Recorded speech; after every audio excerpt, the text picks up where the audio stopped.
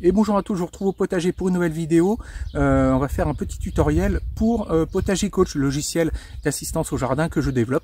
On va s'intéresser à comment réussir son semis de fèves. Donc les fèves, ce sont ces légumes de la famille des légumineuses. On va produire des grandes gousses dans lesquelles on va extraire des grains qu'on va manger. Alors les gousses sont également comestibles, enfin globalement, on mange plutôt les graines. Alors les graines de fèves, c'est vraiment de la grosse graine.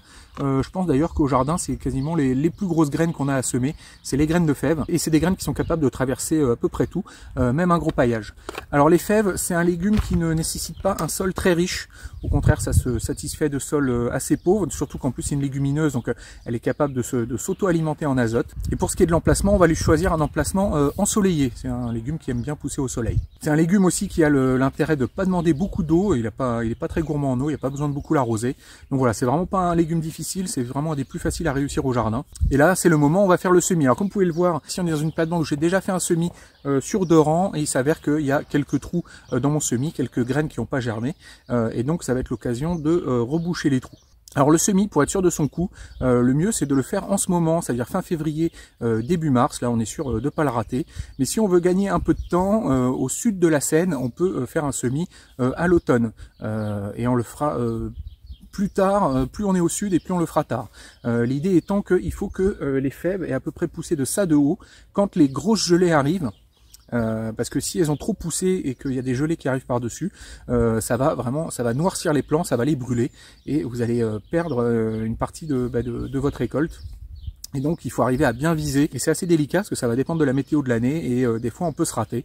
Donc le semis de fèves en automne, c'est à vos risques et périls, mais de toute façon, même si on le rate, on peut toujours se rattraper en s'y reprenant fin février, début mars, comme je le fais ici. Et donc si on réussit ce semis d'automne, on va gagner 2 à 3 semaines sur la culture, et ça peut être intéressant parce que si on se débrouille vraiment bien, surtout au sud de la France, on peut se retrouver à libérer la plate-bande de la culture de fèves juste avant les seins de glace pour pouvoir enchaîner sur les cultures, les plantations d'été.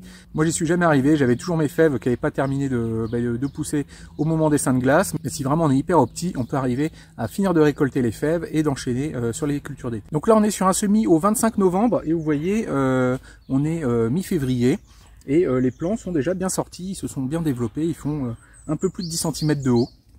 Et ils ont passé les gros froids sans se faire geler. Et donc du coup ils ne se sont pas fait noircir. Alors, pourtant on a eu quand même des belles gelées il y a quelques semaines. Eh ben, ils étaient suffisamment bas pour passer au travers. Alors pour ce qui est de semer les graines, eh ben, c'est de la grosse graine, hein, donc on n'hésite pas à les semer en profondeur, donc 3 cm de profondeur, et c'est-à-dire qu'il faut qu'il y ait 3 cm de hauteur de terre au-dessus de la graine. Hein. Donc voilà, faut pas hésiter à les enfoncer, même un peu au-delà, hein, ça va sortir sans problème. Alors pour ce qui est de l'espacement, on va les espacer de 25 cm en tous sens, les graines. On peut les mettre à 20 cm d'écartement sur le rang et 30 cm entre les rangs. Voilà, c'est un écartement qui fonctionne bien, sinon 25 dans tous les sens, voire même en quinconce, hein, ça peut bien se faire. Pour ce qui est du sens de plantation, vous voyez sur les graines, il y a une sorte de petite encoche comme ça. Alors moi j'ai tendance à la mettre en bas, l'encoche. Il y en a qui me disent qu'il faut plutôt la mettre en haut. Il y en a qui disent de la mettre sur le côté. Alors en fait ce qui se passe c'est que va y avoir quelque chose qui va sortir de l'encoche, qui va germer, et puis après une fois que c'est sorti, pouf, ça va développer une tige avec une feuille qui va partir vers le haut et une racine qui va partir vers le bas. Donc vous pouvez la mettre dans n'importe quel sens, ça va fonctionner. Moi j'ai pas spécialement de soucis avec le sens de plantation.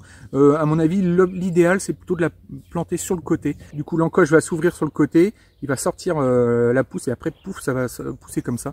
Je pense que c'est encore la manière la plus optimale de planter vos graines. Donc pour ce qui est de la germination de la fève, hein, sur les haricots, quand ils germent, ils sortent avec une tige et puis du coup la graine se coupe en deux et puis accompagne le haricot en sortant.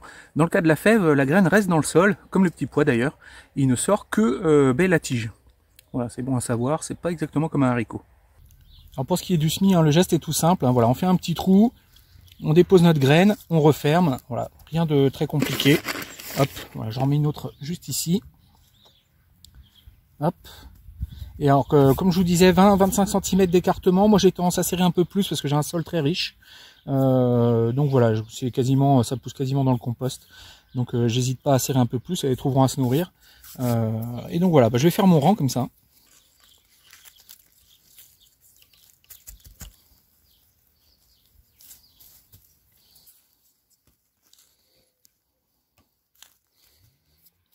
Donc la température de germination de la fève est à 8 degrés, donc il faut que le sol soit quand même un petit peu réchauffé pour que ça germe. Et là on y est pas mal, hein. Le sol est pas froid du tout. Surtout là, comme vous pouvez le voir, c'est une sorte de caisson en béton là que je fais un peu rehaussé, donc la terre se réchauffe beaucoup plus vite et elle n'est pas paillée. Donc au printemps, ne pas avoir une terre paillée, c'est plutôt avantageux. Et voilà, mon semis est terminé, j'ai rebouché les trous dans ma culture. Alors on peut mettre un paillage, hein, comme je vous l'ai dit sur la fève, hein, ça traverse sans problème les paillages. Mais moi je vais quand même les laisser sur sol nu. Je préfère que le sol se réchauffe bien, que ça germe sans problème.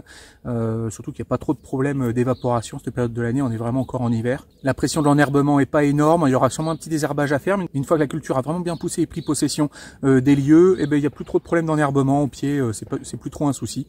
Donc voilà, c'est plutôt une culture simple qui ne demande pas grand chose. Donc là après le semis, je vais arroser un bon coup, mais normalement après c'est une culture qui ne demande vraiment pas beaucoup d'arrosage. Donc si vraiment on voit que ça patine, que c'est très sec, eh ben, on met de l'eau. Mais globalement c'est une culture qui ne demande pas à être arrosée. Et c'est une culture qui intéresse assez peu les limaces également. Donc voilà, une culture vraiment simple qui a beaucoup d'avantages. Faut faire un peu attention aux oiseaux quand même. Les oiseaux ont tendance à venir gratter dedans, déterrer les graines et puis abîmer les semis. Donc voilà, comme vous pouvez le voir, là, la plate-bande est protégée par un filet anti-oiseaux, ainsi que la culture d'ail et d'oignons et d'échalotes à côté. Il faut faire également attention aux pucerons après, quand la culture sera bien développée. Les pucerons ont tendance à venir se mettre en haut des fèves et puis sur les fruits eux-mêmes. Voilà, va falloir s'occuper des pucerons, les fouetter, mettre du savon noir, étêter les fèves aussi pour arrêter leur croissance et puis chasser les pucerons, ça peut fonctionner. Et c'est une culture qu'on a tendance à buter ou à tutorer parce que elles ont tendance à plier sous leur poids. Donc voilà, c'est à peu près les deux seules choses à faire, c'est faire attention aux pucerons et puis buter ou tutorer la culture avec des grillages pour la faire tenir, l'accrocher, pour éviter qu'elle tombe sous son poids. Mais globalement, voilà une culture qui demande vraiment pas grand chose. Donc voilà, c'est la fin de ce petit tuto sur le semis de fèves. On se retrouve sur Potager Coach et puis moi je vous dis à bientôt pour une prochaine vidéo. À bientôt.